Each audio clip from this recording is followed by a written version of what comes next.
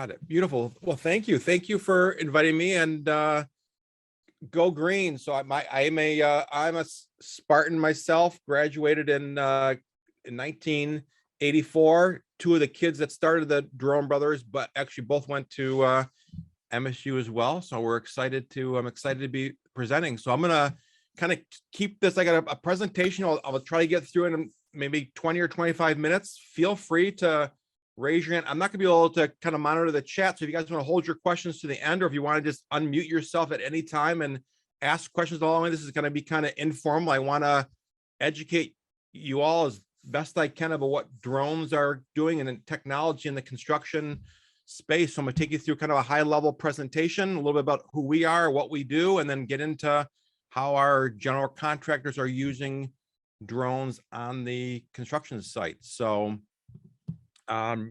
get started. So the company Drone Brothers is actually two of my kids. Zachary was 2 years at Michigan State University, and he transferred to the dark side down in Ann Arbor. Merrick graduated the business school at Michigan State University, the bigger boy on the left-hand side of the screen. They came to me 8 summers ago and said they wanted to start a business flying drones. And we come from an entrepreneurial family. And I said I'd support them any way I could. And we started the Drone Brothers started 8 years ago. And we started off doing houses for the local residential real estate community. And that kind of grew from there to doing commercial real estate, which then grew to us doing some construction work. And today we spend 90% of our time, or even probably more than that, probably 95% of our time in the construction space on a nationwide basis, working with general contractors all over the country. An interesting story about how we got into construction before I get my presentation. I was at a car dealership, and we have flown a lot of car dealerships for our clients for marketing purposes. And we happened to be there, and Oliver Hatcher is a local general contractor down here in the Novi area. One of the project managers was there. They just happened to be doing an addition onto the dealership. And the week before, I'd flown and done a mapping mission, a 3D model of the building for just to have to show the general contractors what we had done. And I was showing the general contractors, and Mr. Golling, in the middle of my kind of presentation, took my phone out of my hand, and he started pinching and squeezing on the phone to zoom in on the roof of his building. And he started pointing things out on the roof of the building from this 3D model that I had built, asking questions to the general contractors about something with the air conditioning units and the roof and the shingles and all that kind of stuff. And I kind of knew at that time that we were on to something in the construction space, because Mr. Golling was at the time probably a 65-year-old man, and he just went to the technology so automatic, and again was able to use it, and it helped provide us a immediate solution for these guys while we were standing there in the property.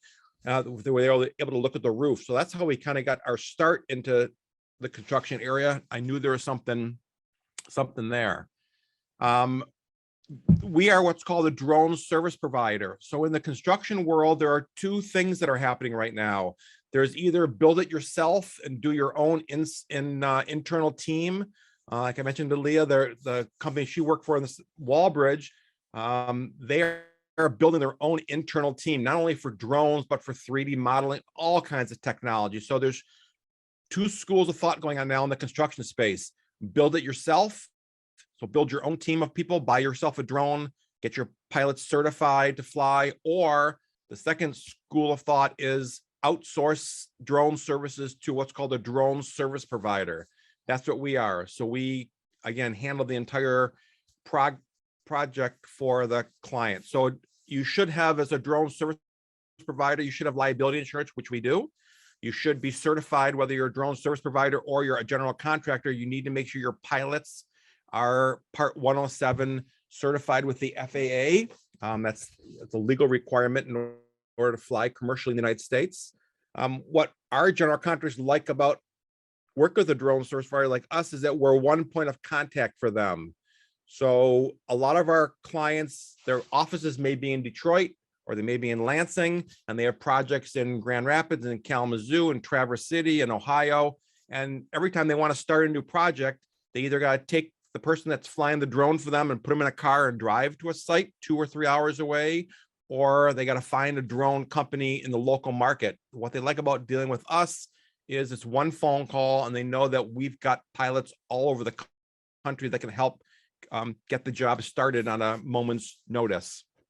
And we're all about kind of good old fashioned service. I've kind of taught my kids, and they're, again, not much older than you guys. I know you all are, the phones and the technology, it's everything is kind of at your fingertips. We do the technology stuff, but we're all about picking up a phone and answering phone calls and be able to help our clients out when they have a question about the services that we're offering. We do this work on a nationwide basis. In fact, we just got our first job in New York, in the Bronx. We just started flying last week, and we got jobs as far away as Seattle, Washington, San Diego, Los Angeles. We're doing stuff all over the country now for general contractors. This is a list of a few of our GCs that we work with across the country. And here are a couple testimonials from some of our clients as well. And what I can do when the presentation is over, I will send a copy of this to Leah, so she's got this and can share it. And you guys can take your time to kind of go through it, a deeper dive, or open up some of the links that I'm going to take you through as well, so you don't have to worry about copying and making notes. The importance of drones. It's obviously, construction sites are all about saving time and saving money. Drones are an increasing safety. Drones are a great tool to help with safety on the job site. So instead of having to climb on a roof, we can send a drone up to take a look at what's going on the roof. Instead of climbing on a stockpile in the middle with 6 inches of snow and freezing cold temperatures, we can send the drone out to measure a stockpile and do it a lot quicker, faster, better than the old school way of doing things. They're an awesome tool for monitoring progress. We get hired on most of our jobs. We're hired to fly the job sites sometimes on a weekly basis. Sometimes it's twice a week. Sometimes it's every other week. Sometimes it's monthly, but that's the core tool that we get hired for, is tracking progress on the job site. Ultimately, with all the data we're collecting with the drones, we're able to help the general contractors make smarter decisions. And as you know, there's a lot of data that's being processed around a job site, so we can use the drones and our software to kind of organize this data and workflow so that, again, everyone can get access to the stuff on their phones, tablets, and computers. So, quick pop quiz. So anyone wants to jump in and shout out an answer? Does anyone know, according to the FAA, what the maximum altitude a drone can legally fly in the United States? Anyone? Is it like 400 feet? You get the prize. Yes. 400 feet above ground level. So the FAA considers ground level obviously the ground, but if we're building a building that's 40 stories tall, then we can start at the 40th story of that building. They would consider that. We can go 400 feet up from there. But for all practical purposes, in order to legally fly in the United States, you've got to be, you can go no higher than 400 feet above ground level. And for most of the jobs around, that's more than enough to do all that we can do. Now, there's nothing saying you guys can't go out and buy a drone at Costco or Best Buy and go fly it and go up to, there's YouTube videos of people taking drones up to 10,000 feet. It's not the smartest thing to do because you're getting the airspace of big airplanes, but you want to be legal and right, you got to keep the drone in what's called line of sight. So the pilot's supposed to be able to see the drone at all times, or have a partner next to you that's watching to keep an eye on the drone. So you want to keep the drone in sight at all times and keep it under 400 feet. So we break things down in our world in 3 phases. So there's pre-construction, there's during construction, and there's post-construction. So before a job gets started, we've got a lot of general contractors that will hire us to help out with site selection. So for example, Mercedes-Benz was looking to build a headquarters for their financial arm in the southeastern Michigan area. They hired a developer And they said, we've got 6 different sites around Michigan, Southeast Michigan, we want to go look at.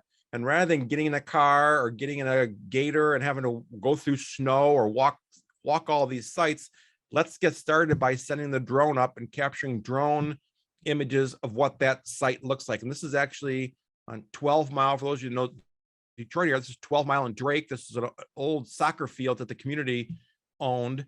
And there's now a building. This is the site they actually selected. But they actually had us go out and take the drone out to the site. And here's what they had us do. They gave us a shot list and they said they want to get these shots. So they want to know what the view would be looking like from 150 feet looking to the south. What would the view look like on the north side of the building looking 360 degrees, looking 90 degrees to the southwest, because they're trying to simulate what the view would be from the first floor, the second floor, and the third floor of the building, looking out for the future tenant, what they're going to be seeing out their building. So we went out with this shot list, and I'll just show you a quick section of the video.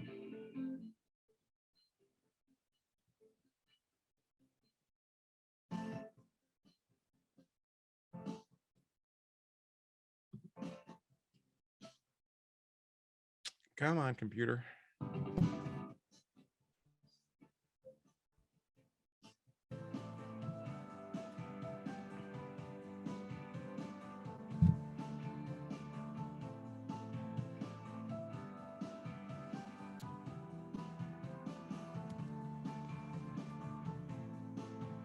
So think about the time savings for, we were able to get these 6 sites flown. I think it took us maybe a full day to this, might have been done over 2 days. We made the video. They had 6 videos they could, JLL was out of Dallas, Texas. Mercedes-Benz probably was out of New York. And again, they were able to look at 6 videos to get kind of a preliminary look to help them narrow down kind of where they wanted their future building to be. So great. Drones are a great tool to help out with the site selection to, again, get an idea of what the property is going to look like. Is it hilly? What's the terrain? Are there a bunch of old cars and junk on the site they're going to have to clean up? What's the tree count on the site? The drones are smart enough now through AI that we could actually send the drone up, map a site, and you can go through and give you a count of how many trees are on the site if you wanted to know that. Next thing for pre-construction is GCs have to deal with zoning meetings all the time. They have to go before a zoning board and make presentations. And the old school way of doing things, you gotta wait for the zoning people to come out to your site. Again, walk through a swamp, or get in a gator and go through a bunch of snow, or walk around the to look at something. We can actually bring the site to them. Again, speeds up the entire process of having to wait for someone to come out. So we've been hired many times by general contractors. What you see here on your screen is actually a site that was developed in the Novi area. And the township was saying that they thought that they'll have to add a deceleration lane onto this road right here. And the GC and the client didn't want to spend the money to have to do that. So they said, let's take the drone out and let's go up during rush hour and let's capture footage from 5:15 to 5:45 when the most traffic is out there, so we can show the city and the township what the traffic is like now, so we can hopefully eliminate having to spend the extra money to do a deceleration lane to get into the property. And again, we went out there, flew it, put a video together. They were able to take it to a township meeting and present to the board using the drone footage. The other thing we do, and this is kind of standard procedure for every single site that we fly now, is for documentation and legal protection. So Amazon was one of our first clients we built for a general contractor in the Detroit area. And I remember the client calling up and saying, we need you to fly down 10 Mile Road and then make a left on I can't remember, another road was 10 Mile and I think it was a Mound Road, and get us drone footage just looking straight down the road. And I kind of scratched my head saying, well, why are you guys doing that? Well, what they wanted to do, they wanted to document what the road conditions were on 10 Mile and the road conditions were on Mound Road, because they didn't want to get blamed for breaking up the concrete and the pavement with their trucks and heavy equipment. And they had us document the road conditions prior to starting the job site. So we did that with video, just the drone pointing straight down at look at the roads. That they had that to put in the cloud and door. But what we're doing nowadays, and this is pretty much on every site we start now, we go out and we map the site. We map the roads leading to the site. So as soon as it loads,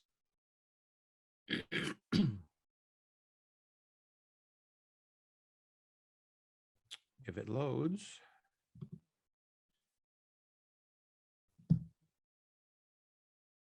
yeah, let's give it a second here.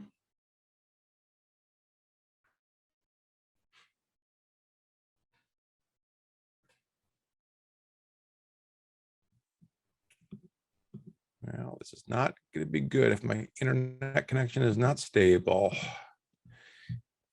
Let's see if I can find you another example. I'm gonna come back because there's another slide coming up. I'm gonna show you. But what the drones are really good at doing is taking pictures. So we tell the drone to go up to 250 feet. It goes back and forth like a lawnmower, and it captures hundreds. In this case, it captured 491 pictures. And we then stitch these pictures together to produce a map, a high resolution map. And what we can do is we can zoom in. If this was working properly, we can zoom in on the map, on the roads, and you can basically see all the cracks in the road and complete details of what the road looks like as of the date we fly the map. So again, they have this, it's date stamped, time stamped, and it's saved. So again, they can then say to the city, the township, the state, hey, this is the condition of the roads before we started the project. Those cracks and potholes were already there, and we're not to blame for busting up the roads. And it's a great tool because again, they've never had that top-down view of a job site before.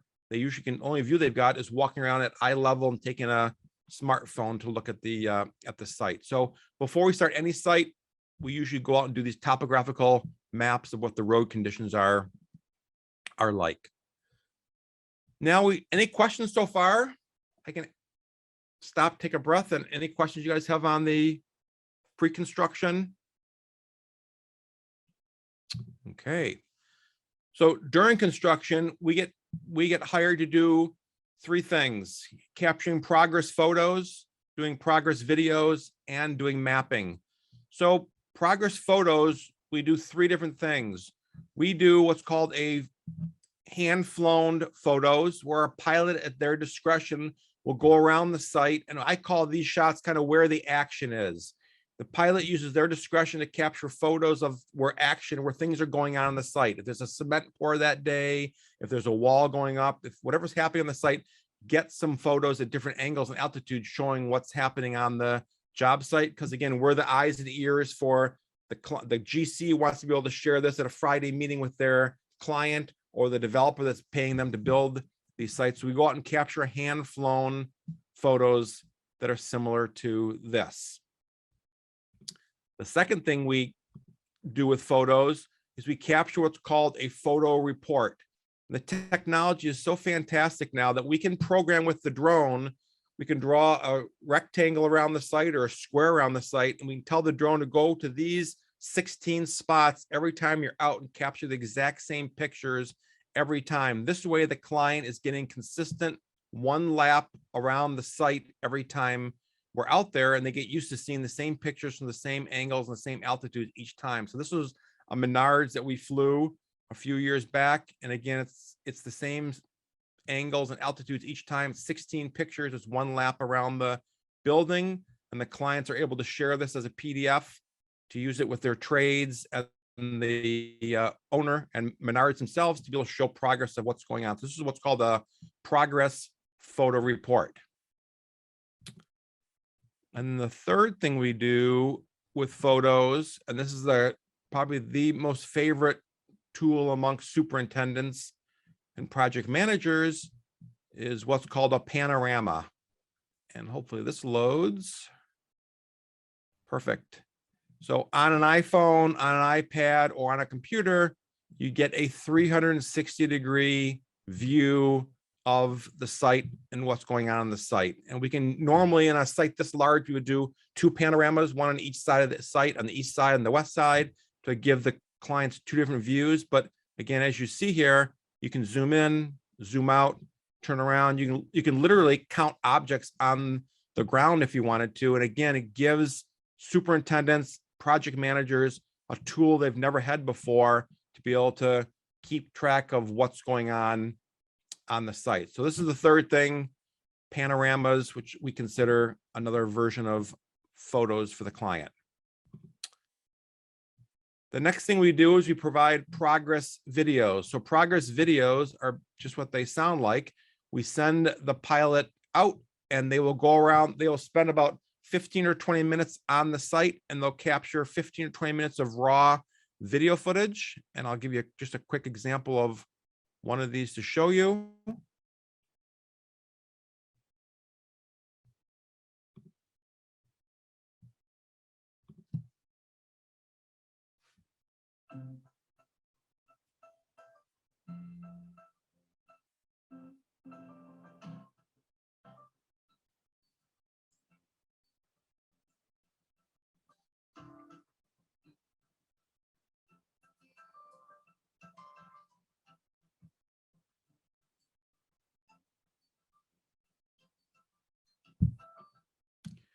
So that's an example of a progress video.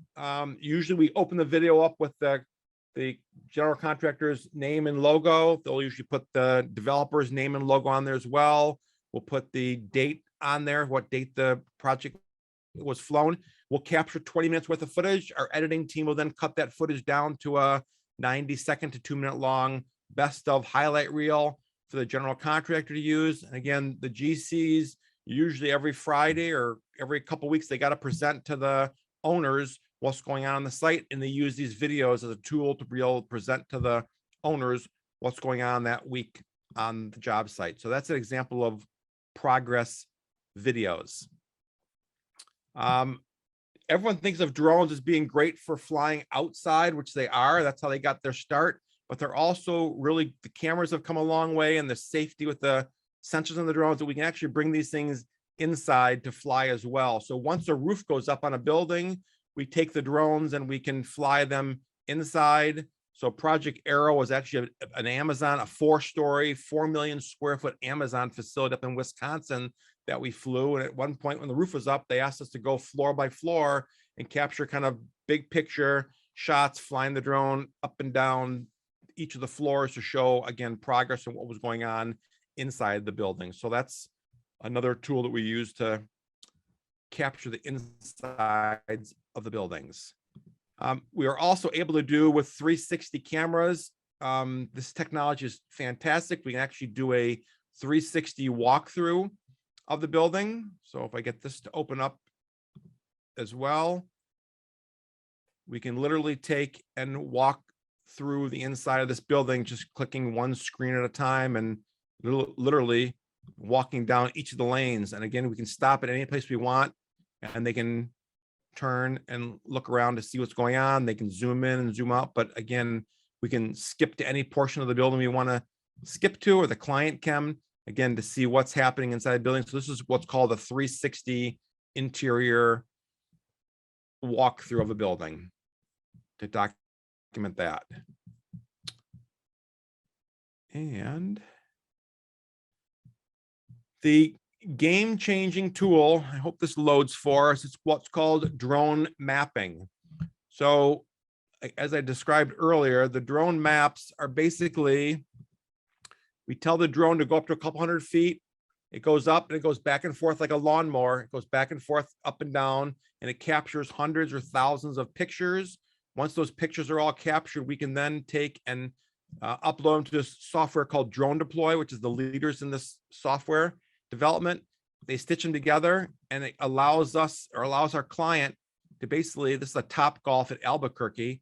It allows them to zoom in, and without losing much as far as the clarity, they can zoom in, they can take measurements, they can look at what's going on the job site. So again, it's a tool they've never had before, but it's a game changer in the construction space, because again, they've never had the ability to kind of look down on the site, take measurements. If they were getting ready to put a fence up along this side of the site, someone's got to go up there with a tape measure and a rope and try to measure that off. Or we can come in this software and basically click a couple buttons, and I can tell you down to the inch what the measurements are of this site. So These are great tools. Mapping tools are a great tool for capturing stockpile volumetrics. So as they move dirt on a site and stockpiles develop, we can tell we're not ready yet to replace surveyors. That's going to happen in a few years where the surveyors won't be needed as much because drones will be smart enough to be able to do a lot of this work.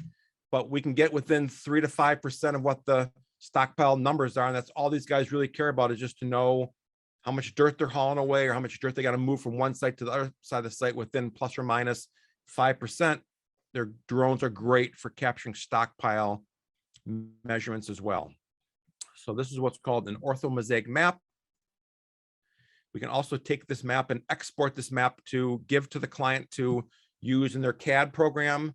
And we also print these maps out that they can take and mount them on the wall in the trailer so they can actually walk up to a map and point things out as far as what's going on the site to all their trades as they come into the trailer.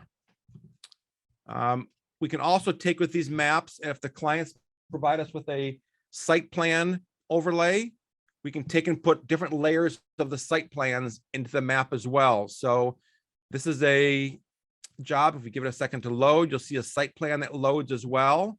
I can simply turn these overlays on and off with a toggle switch, but this is basically the site plan is what the site's supposed to be. And the drone images below the site plan is what the site is like as of right now. So if they want to see if the tree line is where it's supposed to be, or the telephone poles are where they're supposed to be, or the parking lot is lining up where it's supposed to be properly. Again, this is all deadly accurate, and they can overlay the site plans into our drone map, or we can take the drone map and give it to them to put that into their CAD system, and they can again see real versus what's supposed to be happening on a job site. So this is called site plan overlays on a drone map. So again, if I were to turn these overlays off, there's the drone images. And again, if I zoom in, you could literally see, I mean, from the color of the trees to the tracks on the ground to what's in the back of the pickup trucks on the ground. The clarity is just spectacular. And the technology keeps getting better as time goes on. So that is site plan overlays. And I talked about stockpile measurements. Again, we can take with the software, draw a line around a stockpile, and it will calculate down to the cubic yards how the size, the volume of the stockpiles are to a pretty high level of accuracy. Everything that's in Drone Deploy, we can export out. So this is an example of a screenshot of a wall inside of a trailer. They rely on these maps now that some sites were flying every week. They rely on the new maps coming because again, they can walk up to this map and see what's going on from a top-down view on the job site. And this is a kind of old school married to new school. So it's an old school printout that these guys are all used to looking at, that they can keep on the wall to share with their trades and their team and know what's happening on the site without having to go trounce through a bunch of snow or mud or whatever to get around the site, and can share that information. Any questions on the during construction stuff? I know I covered a lot of stuff. Any questions you have about the project photos, progress mapping, or videos? I actually do have a quick question. Go ahead. For the orthomosaic mapping of the Topgolf example that you had those, there are blue points on that map. Is there a reason for those? Yeah, so the blue points are, let me show you.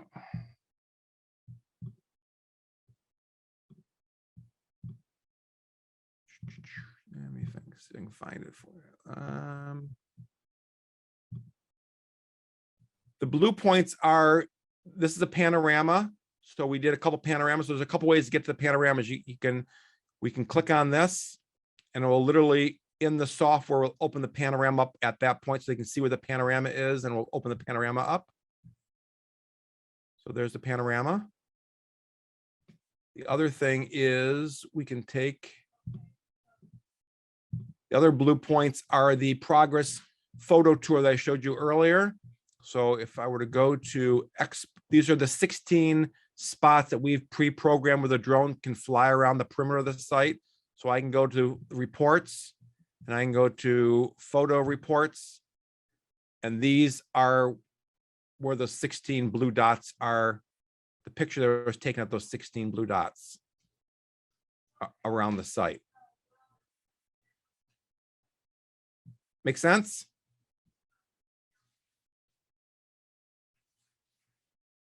All right. So back to explore. That answer your question? Yes, it did. Thank you. Perfect. All right, so post-construction. So once we have all this data, all these assets, we can do some really cool things. So if we want to take our maps and stitch those together to do a time lapse, this was an old Ford plant up in Shelby Township that eventually became an Amazon facility. So it's an old Ford Visteon plant that was all a bunch of cement in an old building. And we actually took this thing for the client and did a time lapse. So really cool for marketing and to share with their client and to help drum up new business. You can take a time lapse and show how the site started and how it changed over time. So it's just a cool marketing thing to be able to show off to someone how a building kind of unfolds over a 12 to 18 month period of time. So this is a time lapse of the maps that we created for the client.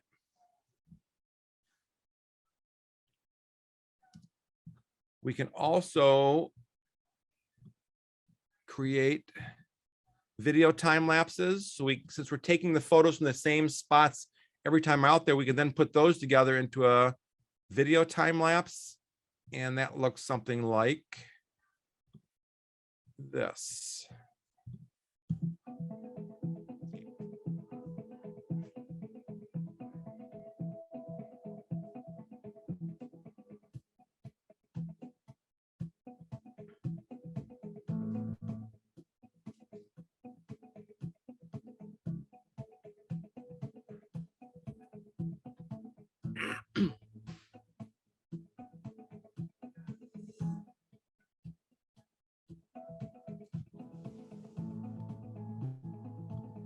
So again, our clients use these things throughout the progress. They may call us mid-project and say, hey, you've been flying for 3 months. We have a meeting coming up next week. Can you put a time lapse to show our client from January till March how things have progressed? It's just a really cool marketing tool to use as well. So those are time lapse of the photos and videos that we capture.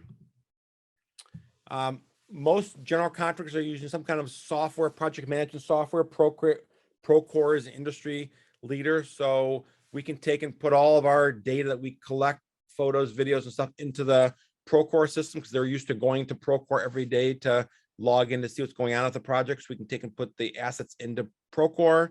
We can also export our files, BIM models, 360 models, and stuff from Drone Deploy so they can import those into their CAD and Autodesk system as well. So great tool for software integration.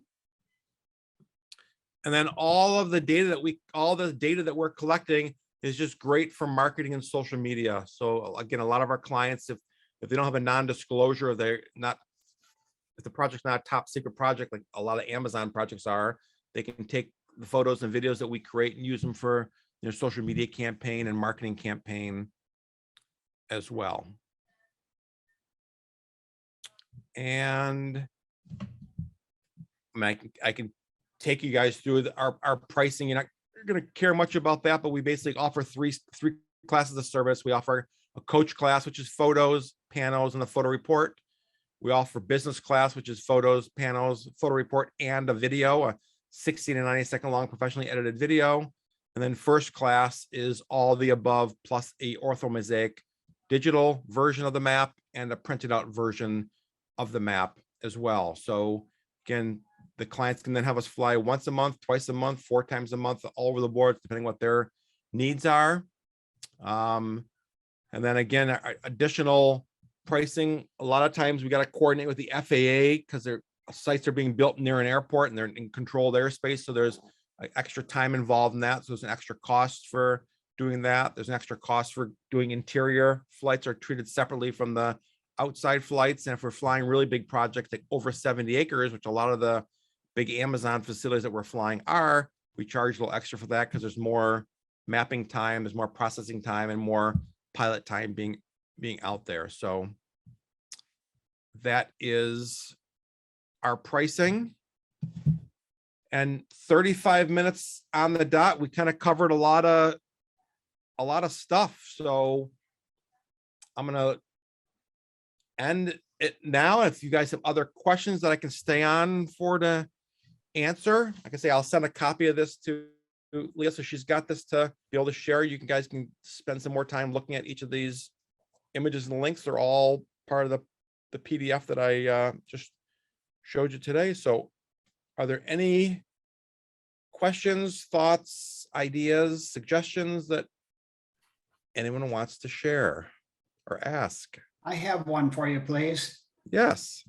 Do you use any of this for safety? I'm not trying to get my OSHA into this, but do companies ask you to come over to a flyover for proof of safety? Anything in that avenue?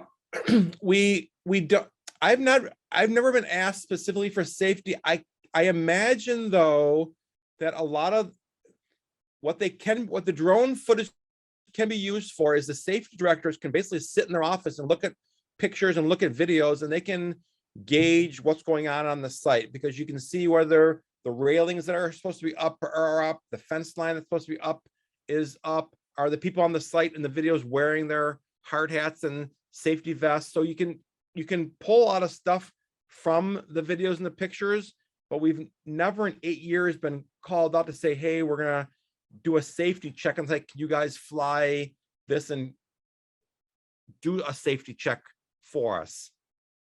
Does Okay. that answer your question? Yeah, yes, it does. And then, like I said, when you're doing the pre-construction and the construction activities, I guess then the owner as well as the construction company can see if their people are behaving. Yes.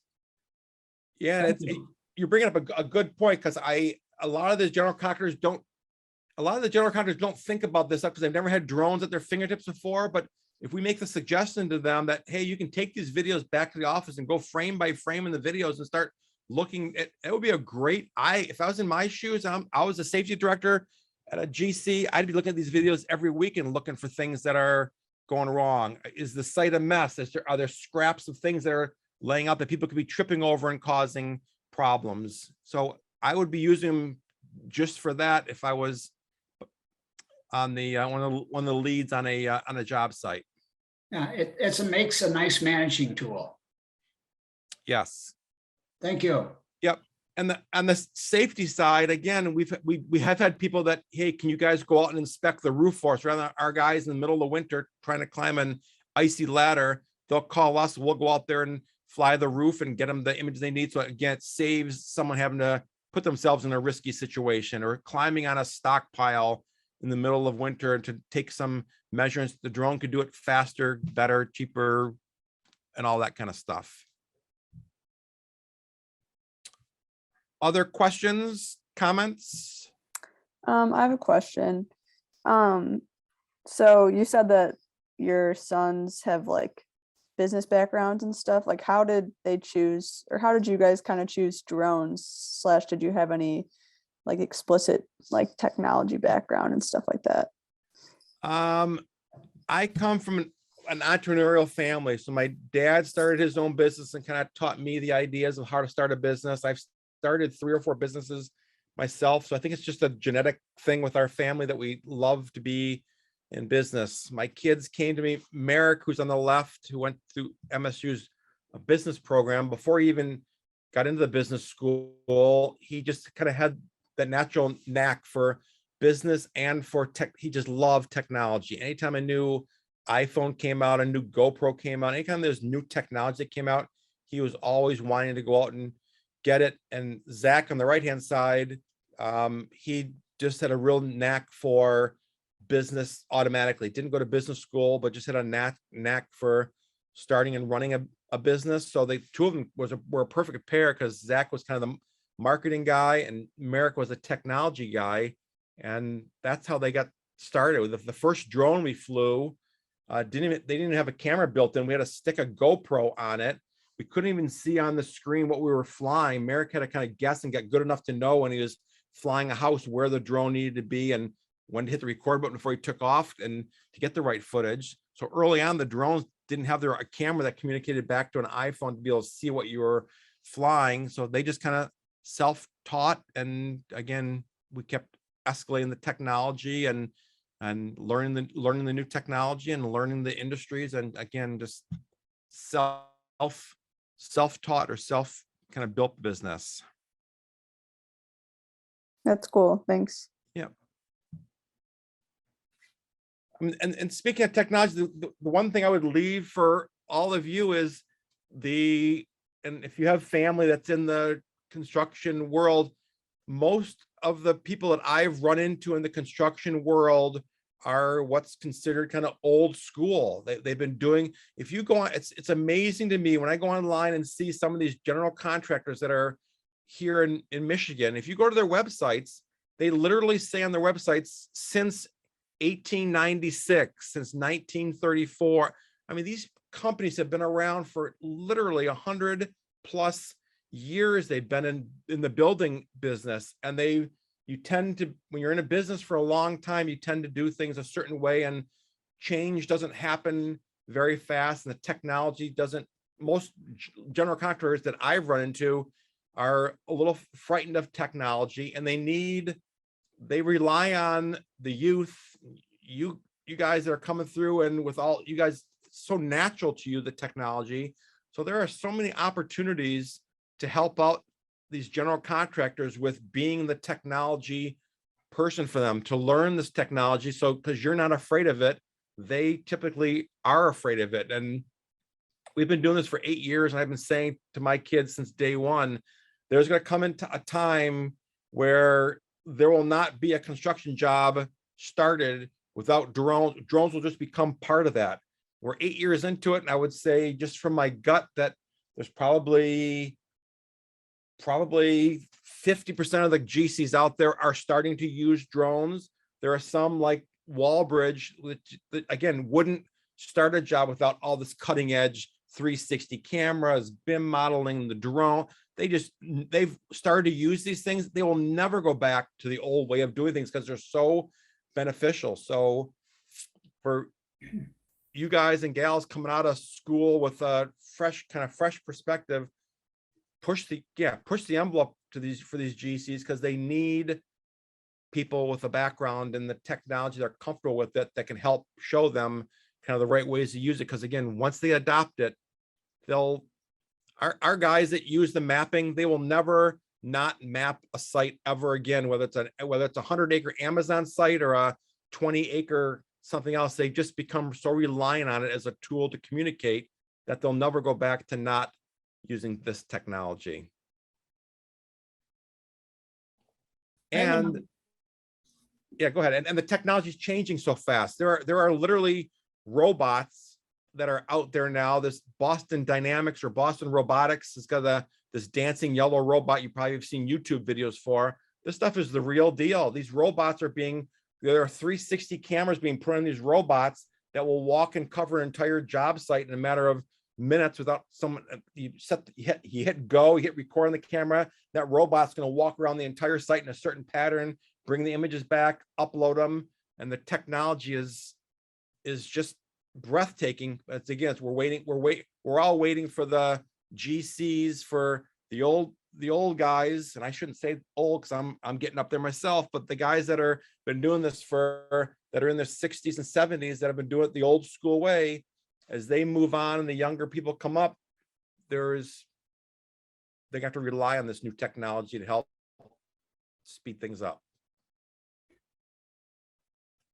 You're in the Detroit area, but I noticed you can get pictures done throughout different parts of the US and Michigan and such. Do you have contacts, people in certain towns that work for you that follow your leadership?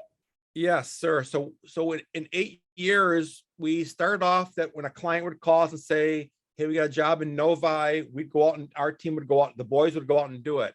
As that client kind of expanded, they'd say, hey, I got a job in Columbus, Ohio, can you do that for us? Early on, we would get in the car and drive down and do it. We kind of got smart after about year number 3 and said, we better start building a pilot network, because as this thing keeps expanding, we can't keep getting in the car, and it's not cost effective for our clients. So over 8 years, we've built out a really nice pilot network. We interview, we train, they have to have a certain drone, certain insurances, the FAA certification. So we've built this network of pilots across the country.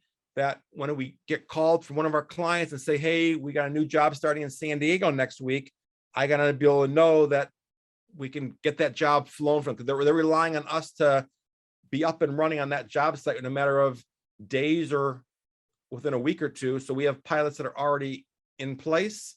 We have a national license with Drone Deploy to use their software on an enterprise nationwide basis. So we just put our pilots with their own license on that software, and we give them directions specifically on how we want the sites flown, what we want captured. They upload it. It comes all back to us via the cloud. And we have a team of editors here, actually in Grand Rapids. We have 3 editors in Grand Rapids that are editing videos. And we've got the rest of our team that help with the maps and help with the customer service and operations.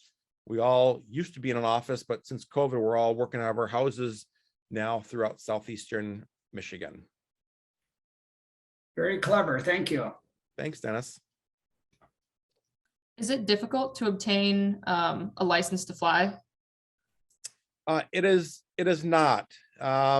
You can watch some YouTube videos and get the basic knowledge. You've got to know there's basic things you got to know. The FAA considers a drone no different than they consider a 747 that Delta flies. It's an aircraft flying in airspace. So they want you for a drone pilot. It's a little overkill. They want you to know about weather. They want you to know about how to read a chart.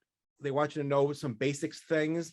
But again, you can, if you watch some YouTube videos, take some practice tests, you've got to get a 70% or higher score. You go into a facility and you take it on a computer and you get a 70% or higher.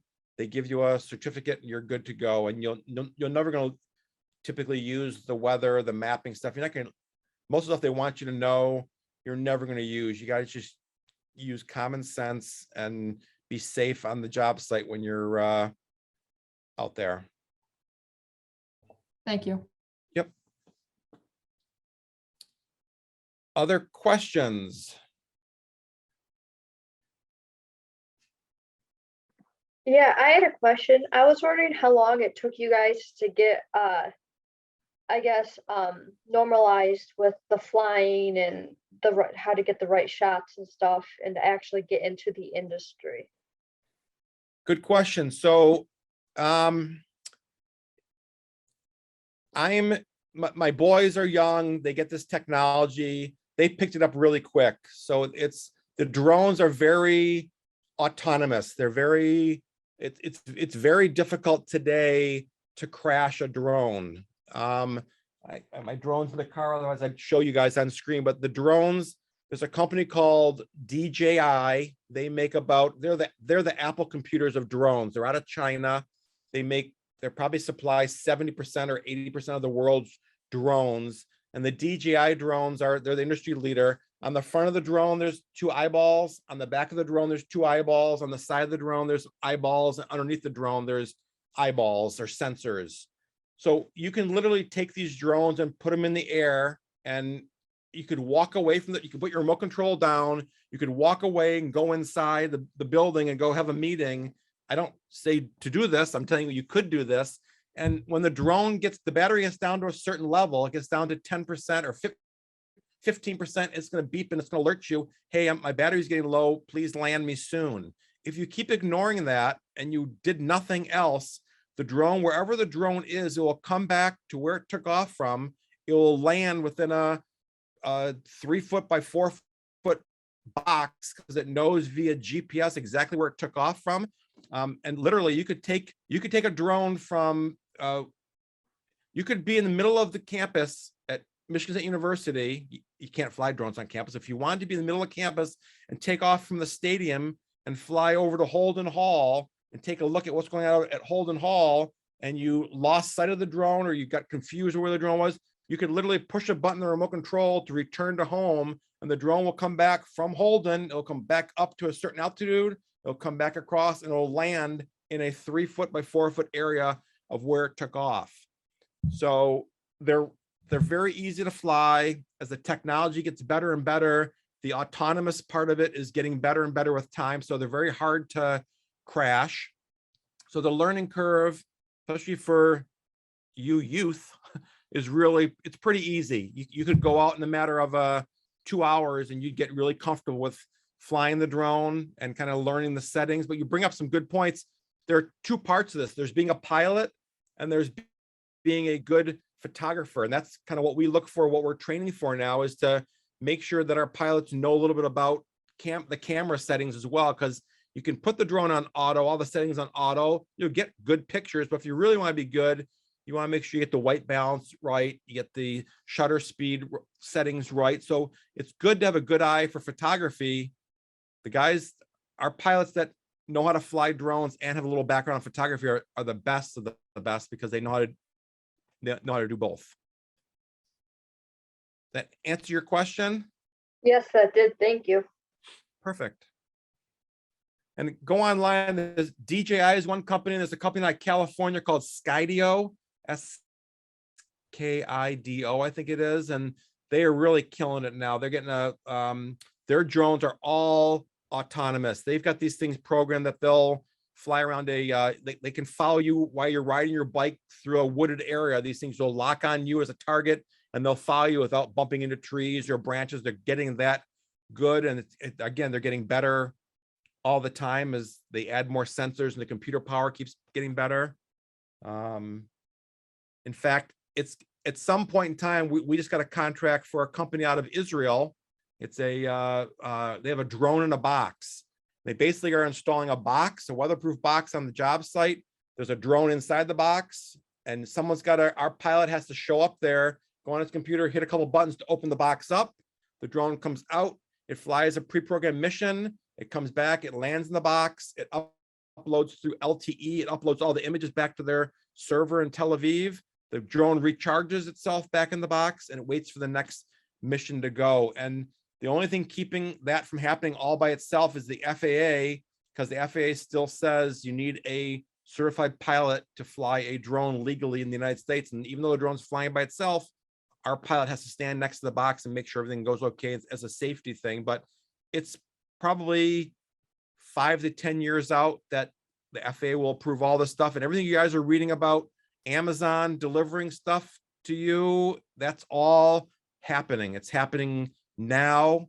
It's happening. Walmart last month, I think, did 1,000 or plus deliveries in the state of Virginia via drone. It's not getting much news or press, but the stuff I'm reading and following, this stuff is here. And Walmart and Amazon and Domino's Pizza have gotten what are called exemptions from the FAA to fly beyond line of sight, that you can actually take these drones and deliver a pizza to someone's front lawn, or deliver a Slurpee to someone's front lawn, or deliver a tube of toothpaste to your front lawn. And they're all getting these exemptions to fly beyond line of sight. And that's just a matter of time before that's happening on a everyday basis right in front of us.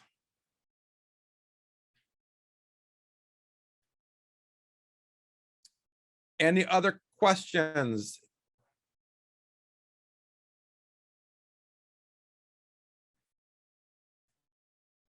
Good. I will get you a copy of the presentation so you can share it if you would like. And if you guys have any other questions, any other comments, if you want to, my phone number is probably at the end of this presentation. If you want to call me about, pick my brain on something, feel free to do so. I have love for kids getting involved in the youth, because my kids did this. Yeah, that you guys will all use this technology someday to make yourselves to a nice career for yourselves as well. So any way I can help you out. Thank you very much. us I know. appreciate your evening. No problem. Thank you.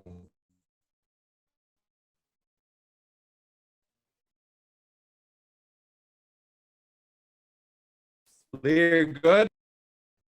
You're muted. Leah, you're muted. You're muted. Can you hear me now? Is she muted still?